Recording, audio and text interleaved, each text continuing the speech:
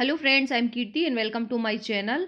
आज economic survey जो है वो वित्त मंत्री ने पेश कर दिया है सदन में। तो इकोनॉमिक सर्वे या आर्थिक समीक्षा क्या होती है?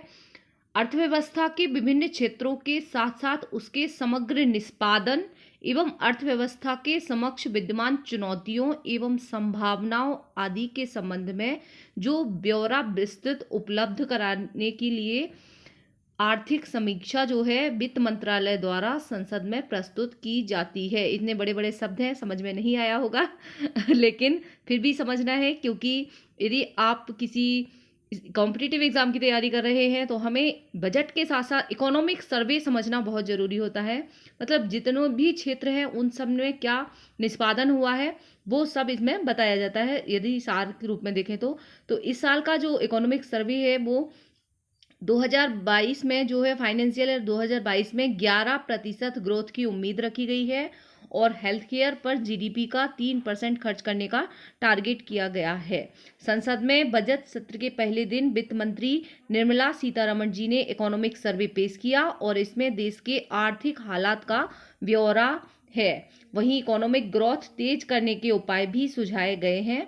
तो क्या क्या इम्पोर्टेंट है, क्या क्या महत्वपूर्ण जो भी इम्पोर्टेंट पॉइंट हैं वो इसमें देखेंगे इस बार के आर्थिक सर्वे में। इकोनॉमिक सर्वे में 5 ईयर 2022 में भी सेब वाली तेज रिकवरी की उम्मीद जताई गई है और वित्त वर्ष 2021 में वृद्धि दर नकारात्मक रहने के आसार हैं और यह -7.7% रह सकती है।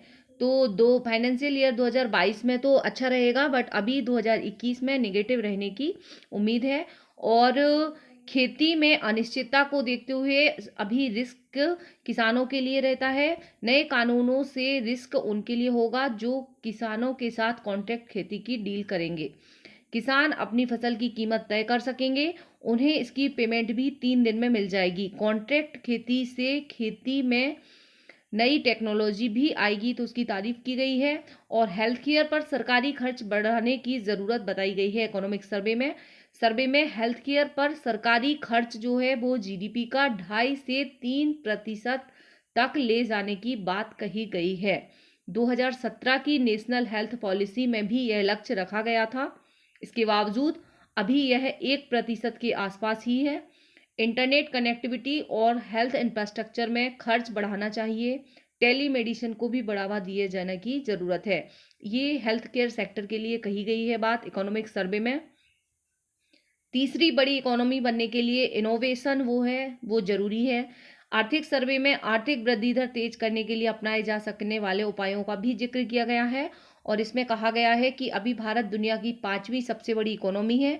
अगर इसे तीसरे स्थान पर पहुंचना है तो इनोवेशन जरूरी है।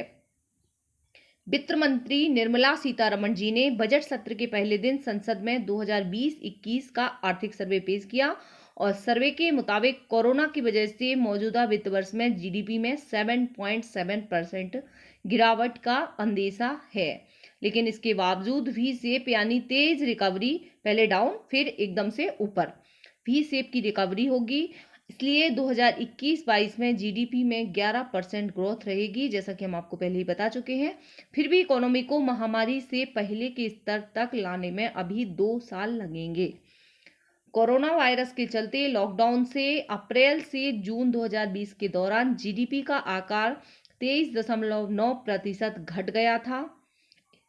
अनलॉक शुरू होने के बाद स्थिति सुधरी तो सितंबर तिमाही में गिरावट सिर्फ 7.5 की रह गई है।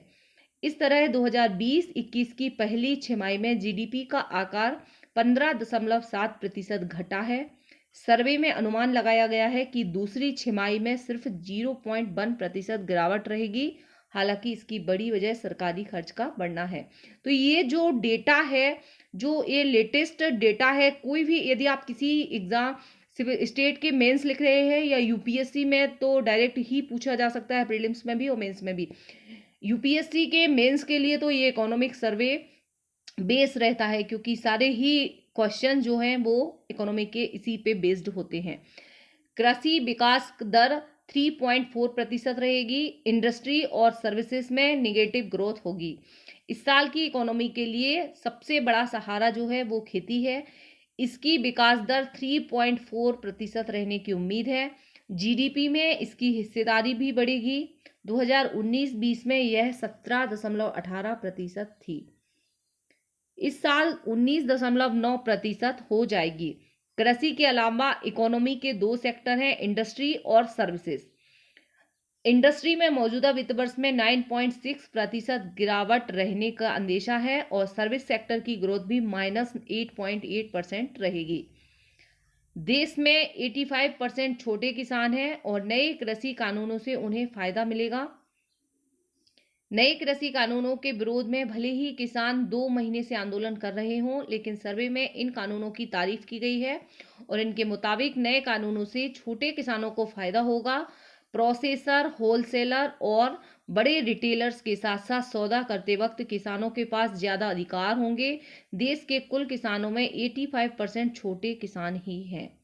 तो ये कुछ इंपॉर्टेंट पॉइंट थे। इसके अलावा जैसे ही मुझे और डेटा मेरे पास आता है मैं आपके लिए और वीडियो लेके आ जाऊंगी। तब तक के लिए बाय बाय, मिलते हैं नेक्स्ट वीडियो में।